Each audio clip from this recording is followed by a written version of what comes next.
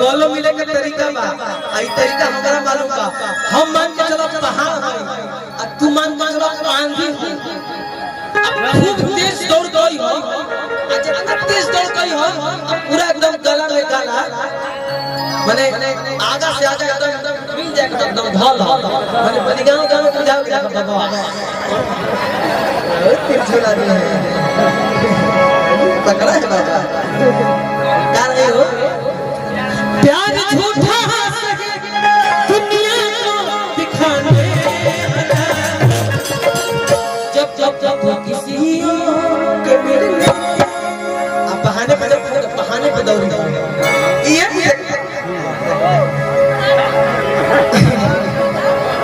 पीछे वाले बस बैठ जाई तो नीचे बता दे हां मतलब पहले तो दे जाइए गिरिए जाइए बोलो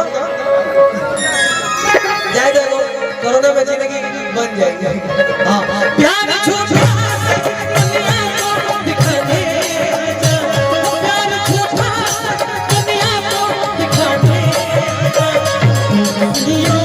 के मिलने के बहाने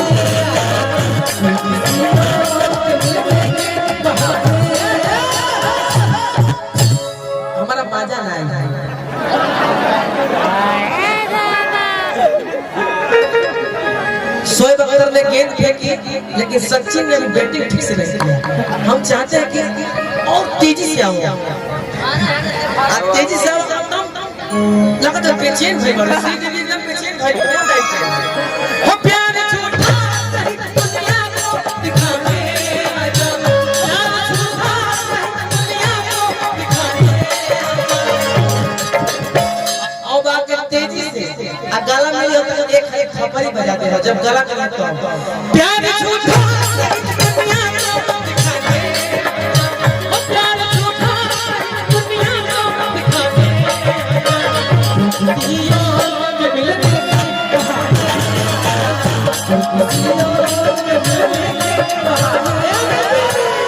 अब यो मजा बॉल बल्ला के बीच में लागल हमरा कृपया दूरी बना के रखिए बीच में लंगा तार है जरा उस टाइम कहिए कि लंगा तार एकदम अस्थिर हो जाए और ऐसा करे बहुत लावा ना हो उस तरह के तू आओ खाली रोको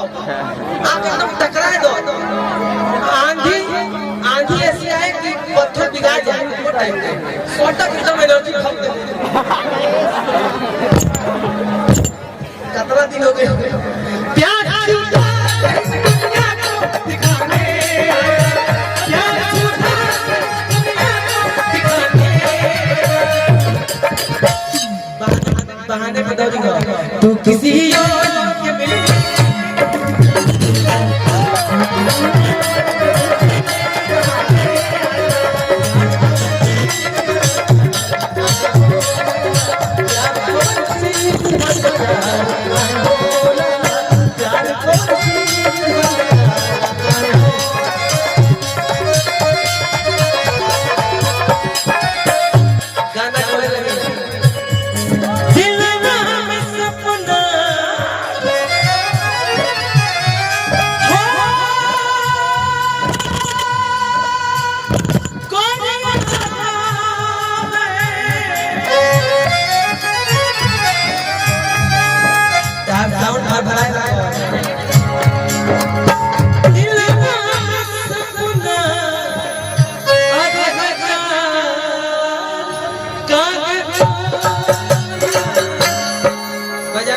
अरे प्यार को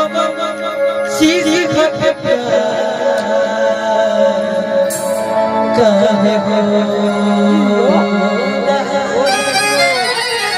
और जाते जाते ये को बात कुणाल भाई कहो एगो हमार गाना के परसों वीडियो आवता रोज दिन साथ में रात को गुटात में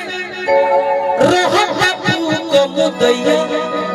अरे नचनिया से फसल रे मोरा सैया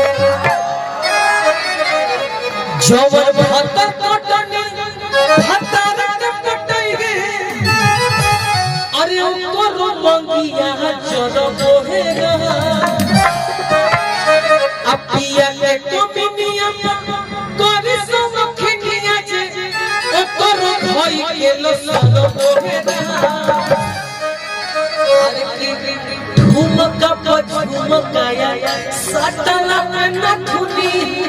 हर बेला काल के चुमैया